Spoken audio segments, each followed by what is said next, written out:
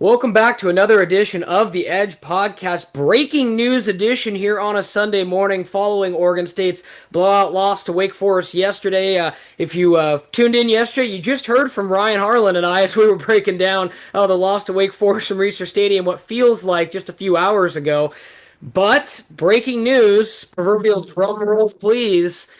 Oregon State makes the move this morning. Trent Bray is fired after 1.5 seasons as Oregon State head coach. The Beavers will be doing a program reset as the news definitely sent shockwaves. I think a lot of Beaver Nation woke up to it this morning, and we're seeing all the fallout now. Excited to talk to you guys real quickly, just kind of breaking down what we know so far, and obviously encouraging you guys to check out BeaversEdge.com. We've already got a couple names from some insiders to keep an eye on as far as potential head coach names. Hot boards are going to be coming. It's going to be that time of a fall now. Again, Oregon State 0-7. The season itself is kind of off the rails, but nevertheless, the Beavers will be looking for new leadership, a national coaching search, much, much more. Rob Akey will serve as interim head coach, but just first, I want to get to both your guys' reactions. Let's go ahead and start with Ryan. Ryan, obviously you and I were, walking down the steps of Reser last night, and we were like, maybe they make a move with like the offense after how bad the offense was against Wake Forest. But I don't think you and I'll speak for myself, I don't think I believed that Trent Bray was going to be let go this morning. Just the way that the press conference went and everything else, I thought the pressure was heating up, but this was a move that took some stones, as they say, and I think you can see why. Yeah, I mean the thing is like out of kind of where I was at yesterday was that everything seemed to be more of Trent Bray being lower on the totem pole of coaches that you would potentially let go of, right? That was where I was at kind of in that moment, but also too the buck does stop with him and an 0-7 start is really hard if you're the athletic department to try and spin as a positive, basically Hmm. saying, oh yeah, things will get better, things will get, will resolve themselves when we get to the easiest part of the schedule. Well, you're at the easier part of the schedule and things haven't gotten better. In fact, that they may have gotten worse. So I understand the timing of this move. Like, I just didn't think it was going to happen mid-season. I thought this was going to happen end of the year. But clearly, donors and fans and kind of just all of Beaver Nation had enough. And I mean, if you're, Scott Barnes and you have that external pressure on you to try and deflect from it of like what's going on the field, what's going on the other end with Blueprint Sports, like you need to make the call. And that took some conviction there, but it also yeah, it just didn't seem like this was going to be, kind of where we were at after Saturday. It seemed to be Right. more of another, assistant coach would have been let go at that point, but you now make the call and you're now with Rob Akey as interim for the rest of the season. Yeah, just 5 games left, and I want to get Dylan's thoughts here momentarily, but want to read Scott Barnes' quote and then a key piece of information that came out as well from Scott Barnes. Quote: "I want to thank Coach Bray for the energy and determination he brought to the role. Former student athlete, proud graduate, and dedicated mentor. Trent's connection to Oregon State runs deep. He will always be a Beaver. This was a difficult decision, but the results on the field were not acceptable. And after evaluating every single aspect of the football program, I believe it's in our best interests of Oregon State football, student athletes, our fans, and our university." And then, most key, the next line, just very shrewdly thrown in this press release: "The buyout for the remainder of Coach Bray's contract will be paid exclusively using donor generated funds." For those of us who were curious and we talked about it, the university flat doesn't have the almost 4 million I believe needed for Trent Bray's buyout. Like we know Oregon State's athletic department, they're not flush with an extra 4 million. If they were, maybe they'd be getting out of a Blueprint deal. That's a talk for a different conversation. But it's one of those things where, Ryan, simply put, it seemed like the donors were going to step up and wanted to see this change. And, Dylan, I want to get your thoughts too. There's been a lot of negative reporting on the recruiting trail as far as, notably LaMarcus Bell, Noah Tischendorf, just to name a few. I'm just kind of curious if you thought, from your perspective, like let's just take away the results on the field. Were the results recruiting beginning to be untenable with some of the things you were, and Deegan Rose, of course, some of the things you're hearing on the recruiting trail, was that part of Bray's tenure untenable as well?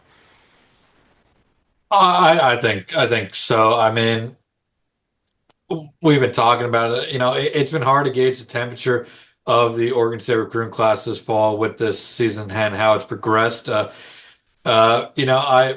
I asked Deacon Rose a couple days before his decommitment, like, "Hey, Oregon State fans are worried about how this season's going, how it can impact the recruiting class." And I never got a response back from him. Now I don't deserve a response back from him. Like there's nothing that, is saying that he needs to give me a response. But, he's usually been pretty open in his recruitment. So that kind of stood out to me that he didn't get respond back to me because Really telling. it's either, that things are not going well and that he was, considering what he ultimately did, or maybe he just didn't end up seeing it. Now, I think after, we've had a few days for that to all transpire, it became clear that, he was thinking about his own future at that point. And I I think recruiting was going to get worse no matter what happened, today. If Trent Bray stuck around, I think, we would have seen more decommitments going forward, just because what was the future of this program? What was the path of this program under Trent Bray? Where was it going? It was hard to see the vision coming out of this week. Not just coming out of this weekend, but going into this weekend, coming out of those first 5, 6 games, it was hard to see the vision of this program, where it's Right. headed. What were you selling your recruits on? Because the product on the field was certainly not, a good one. And I think that's one thing I think we all agree on is, yes, Trent Bray was not set up for success in his short era as Beavers head coach, but at the same time, the product that was put on the field, I think, goes beyond just being put up, set up for success. That was not a well coached team for the last 7 weeks, plus the back half of last season. And at the end of the day, that falls on Trent Bray. His assistant coaching hirings have not worked out well. And, I think a lot of fans are going to, point when it comes to recruiting at the whole Pac-12 fallout and, this and that. But I think we've also seen that Oregon State can recruit well on the recruiting trail when it comes to the transfer portal. Right. I mean, they've invested a lot of money at the quarterback position the last 3 or 4 years. Right. Right. It hasn't paid off, but I mean, they obviously can recruit at a decent level on the recruiting trail. And I thought, to a degree, that Trent Bray and his staff's recruiting has been, for the lack of a better word, lazy over the last cycle or so. It's been bad. I mean, at the end of the day, I think this was the best move for the football program going forward. And you just have to hope that this next head coach that comes in, if I'm whoever's going to make that hire, because we'll see. I think you have to bring somebody who has energy on that recruiting trail, and I didn't see a lot of energy on the recruiting trail over last year. Yeah, no, I think it's spot on, Dylan. I mean, I go back a couple years ago, right? Desperate situations require desperate measures. When Oregon State found themselves, Jonathan taking the plane in the middle of the night to East Lansing, so to speak, and then Scott Barnes finds that Trent Bray was the one guy who wasn't going on that plane with him, of course, and you wanted to try to hang on to the great athletes you had after, being in the mix that year as a Pac-12 contender and wanted to stop the bleeding. And I totally understand that. But to your point, I didn't think the momentum was there on the recruiting trail. Ryan, I go back to a couple weeks ago when Trent Bray was asked, about him being the right person to lead the program and, the whole next question thing. And I remember at the time being like, if I'm a prospective recruit, why does that inspire confidence if you can't say, I love Oregon State. This is my dream job. I go to work. It's all about building this program. so on and so forth. And I go back to like the momentum and the fact that this team has just been on a skid. I mean, 13 of their last 14 games lost. And I hate to, look back, but Ryan, this group was 4-1 entering that game against Nevada last year. I just wonder if like that loss to Nevada broke Oregon State, because pretty much since then there was the Washington State win.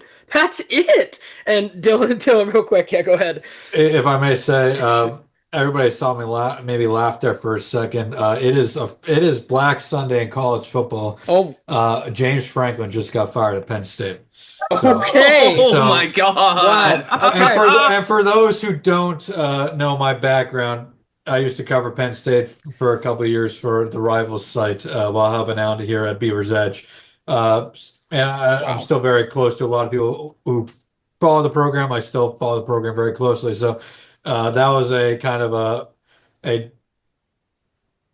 I don't know how much guys you curse on here, but a holy shit moment for me, because I saw that one coming just like and this is actually a good point if I can bring this up. I don't know how it felt for you guys at the game yesterday, but I feel like over the last few weeks, like with Penn State, it's felt like with Oregon State that this is just a situation that was not going to, end well, whether it was this week or 5-6 weeks. I don't. I mean, again, I don't want to pay too much. I'm not even going to name it specifically, but Dylan, there was a banner that, let's just say, indicated that an administration change needed to be made, that made its way into Reser Stadium and was hung from the Reser Stadium walls before being, obviously taken down yesterday. And Ryan and I were talking about it pregame. They said there were 20,000 people there in a 38,000 seat stadium. I think it was probably closer to 15 to 20. And Ryan, back me up. After halftime, half that? It was pretty much. I mean, maybe 10K people after halftime? Yeah, I mean, less than 10,000 people after. Yeah. I mean, and just looking at the economics part of it, guys, if you're Oregon State and you have 7 home games, you haven't sold out one this year. Like, I wonder if that's the part of it too, Dylan, where it's like, it's not only the results on the field, but it's like, we're not making any money. No one's going to see this product. Yeah, obviously a little different than Penn State. I mean, Penn State's going to go 3-9 probably this year, and they'll still probably sell out that final home game. Sure. But yeah, it comes down to money. And something that's going to be big in both of these firings is, and you mentioned already, this was decisions that weren't just made by the administration. This was decisions made by the program's big time boosters. Mm-hmm. Because Penn State makes a lot more money obviously than like Oregon State, but Penn State has to pay James Franklin $49 million. Yeah, we think Trent Bray's probably out as high, right? If four Trent something. Bray has to get yeah. I mean, USA Today has like Trent Bray's at $3 million, and the number's probably a little bit somewhere in between, whatever it may be. But at the end of the day, if you lose the faith of the boosters, your athletic department is nothing, and that's what both of these firings really came down to was, that NIL money that Oregon State put towards the transfer portal class and guys like DJU and Malik Murphy the last few years, that's coming from big time donors. Yeah, if they don't like where the program is headed in that aspect, I mean, they can just take the money away. Right. I mean, Ryan and I remember we talked about it. We kind of know, the boosters that collectively came together to kind of, say last season, hey, we're going to go pay for a big time quarterback. And, they did. And, Ryan, I'm kind of want to get your thoughts too. And Dylan, for that matter, too, because, Dylan, obviously it was a little later when everything broke, but the more and more I thought about it on my traffic-filled drive home, and for any Beaver fans that were coming back to Portland from Corvallis, Ryan, I thought, like, I was telling you 2 hours when I left. Dog, it took me closer to 2.5. I think there were so many depressed Duck fans coming back from Eugene following the loss to Indiana that they were just mucking up the streets. But I'm sitting there driving back, and I could not, guys, get over that quote from Jabari Johnson where he was talking about how there'd been effort issues since the Cal game. And I was just sitting there and I'm like, when a backup quarterback has to go in and say, hey, yeah, we've had some effort issues since Cal, the more and more I thought about it, I was like, Trent Bray might have been cooked right then and there. I mean, I just think that's a horrible look to have in a press conference. Y- Well, Yeah, yeah. I mean, basically, like the most important position on your team is coming out there, albeit yes, a backup quarterback, but saying that like there's been effort issues and guys have quit since week one. Like when I was sitting there I was shocked. and Jabari dropped it, I was like, tell me how you really feel.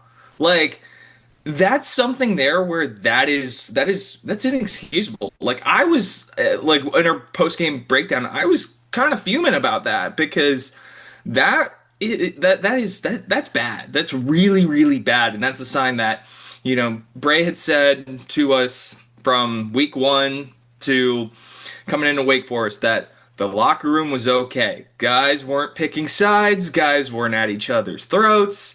And well, it looks to be that the locker room was lost after a point like that. And like, yeah, if it were me, if it were in Bari's shoes, I would have gone one step further. But that's just me knowing, when I hear that for guys not pulling their weight, how that makes me feel. But yeah, it's really really bad, and that's something there where I think like even if Bray were retained going into next week against Lafayette, I don't I wouldn't expect guys to show that effort either. You're 0-7, you're not playing for anything. The losses keep mounting, Right. and guys are checked out looking for the next thing. It's like I don't want to throw guys under the bus. There are clearly guys who do care. Obviously, with Barr doing that, yeah, he does Yeah. care. So that's something there where it's like I'm not going to paint the entire locker room with one kind of sort of onus here on like how they all are feeling, but like yeah, guys aren't doing their job. Right. And Yeah. like that's like we're in week 7. Like what are we doing here? What are we doing? Right. Dylan? Yeah. No, I mean, I think people use it a little bit too much sometimes, but I mean, in situations like this, the quit factor is absolutely also thin. I mean, Mm-hmm. maybe they're not out there, not actually quitting, but I mean, if you're an Oregon, and I've always wanted this because I was never this level athlete, but like if you're an Oregon State player right now and any given week you're probably not going to win, and there's a chance you just not lose, you get your butt kicked for 4 quarters, like what are you going out there for outside of pride? What are you going out there for at this point? Like, and that comes through in the level of play, and I think Right. you see that at times. I'm not saying people are quitting, but I agree with the whole losing the locker room thing. And just over the last few weeks, I mean, you could tell that pressure was starting to build on Bray, and you saw that in the press conferences with how defensive he was becoming on some issues. Right. And when we're seeing that as media, and the vibes are off in that way, it's that's going to come through in team meetings in the locker room, Right. and teams usually take on the identity of their head coach. Right. I mean, not no for sure, and I think not everyone, Dylan, but I think you're spot on because we talked about it yesterday. Like, I wouldn't say it was, let's say, 11 on offense, 11 on defense. There were some players on both sides of the ball, and Ryan will back me up on this, who were just going through the motions yesterday, and that doesn't. And I'll just say this: it's more exemplified when guys, there were not one, not two, but three busted coverage touchdowns on receivers by Wake Forest where there's not a defender within 10, 15 yards of him.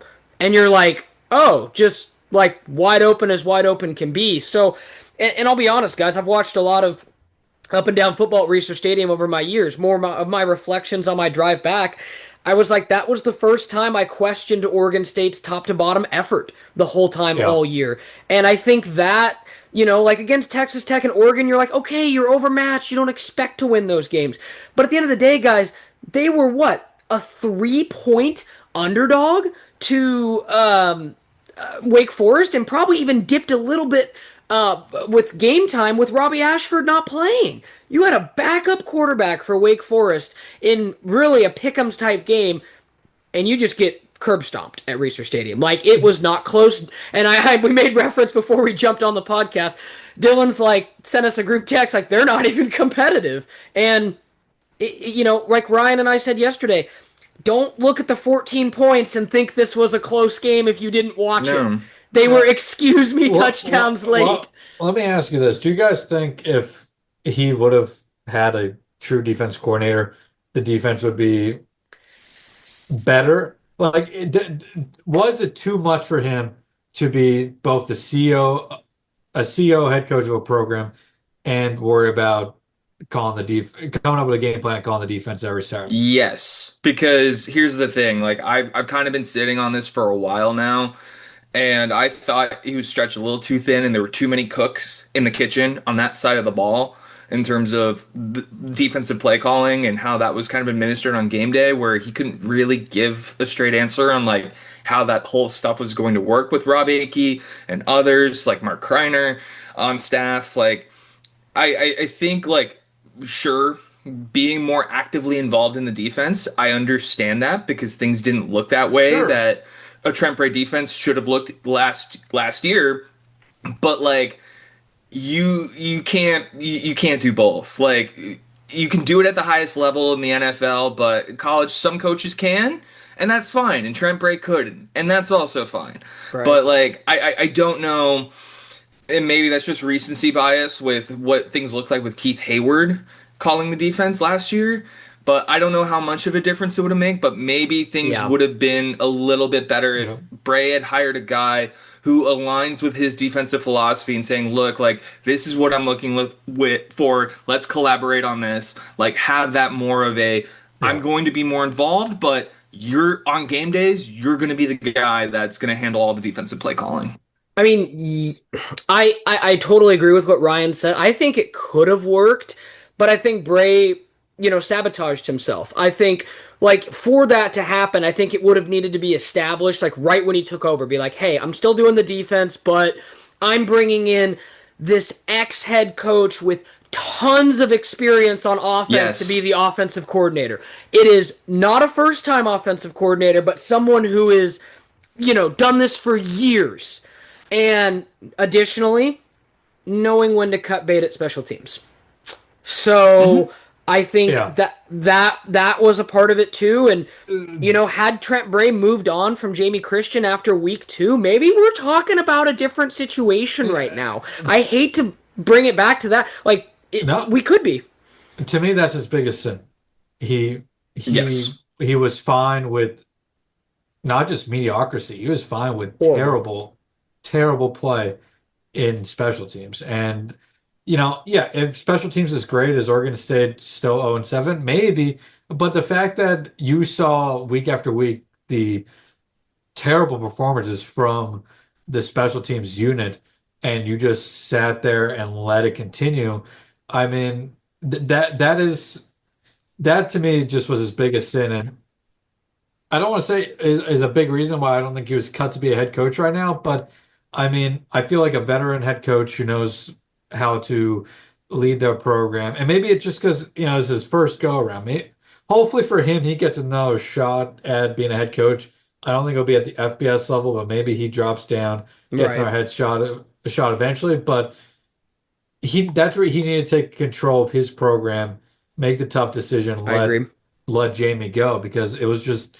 He accepted mediocrity, and it wasn't even mediocrity; it was terribleness at that point. But yep, that's exactly what I said post App State. What basically keeping around Jamie Christian set in terms of a standard that Bray was okay with. Yep, because and even too, I even said when Brenden and I talked, it was like. He was like, "Oh, it's not in the best interest of the players to make the move in season continuity," and I'm like, I don't care. Like, you clearly things have not improved there, and you need to make that call. Right. Like, that's the thing. Like, and I was like, I don't care. Like, why isn't it the best move to do it? Like, you could have chosen any other time to do it. Week 2, week 3, week 4, week 5, but you chose to do it when it was too late.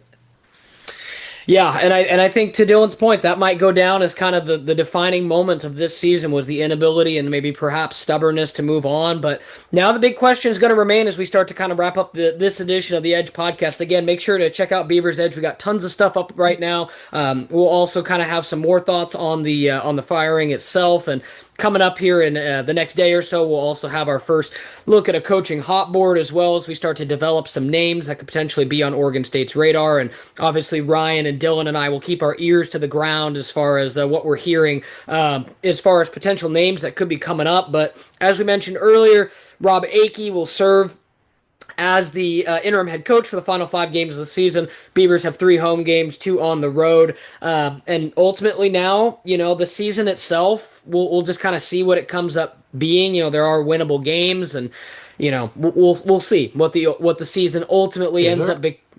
Well, I mean, I like to think Oregon State could still beat an FCS opponent, Dylan, or a winless Sam Houston. Like, those two alone, I think, are still pretty out there. But Yeah. you're right. I mean, you never know. I mean, now at least something has changed to the point where it's like, okay, there'll be an optimistic change sometimes after. Look at UCLA. After a coach fires, it can You're right.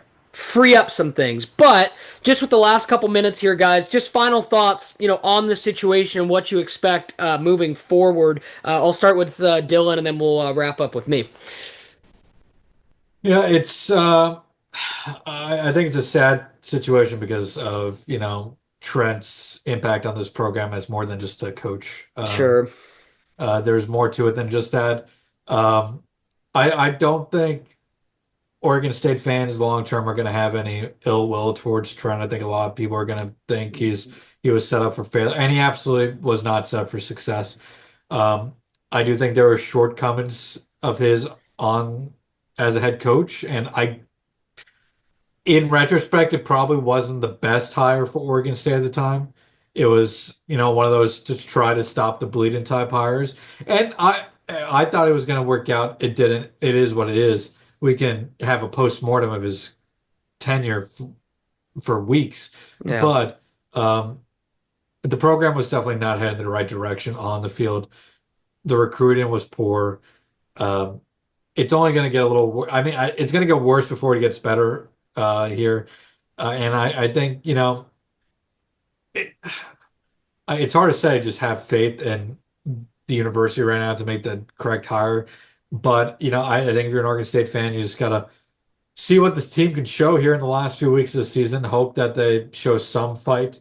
There's not much to play for at this point except pride. So hopefully they have pride in themselves, and then start building towards the 2026 season and see who the next leader of this program is.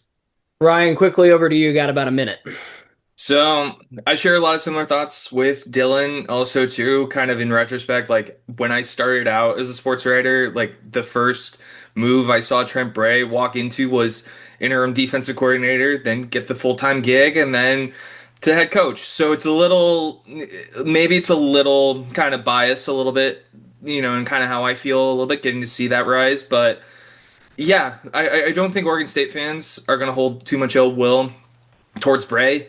Even players, are upset with the move because Bray, from all, accounts from behind the scenes, has been a really great coach and mentor. And Bray stepped up in a time where Oregon State needed him to. So, yeah, it's tough, but that's college football for you. Sometimes you got to make those calls.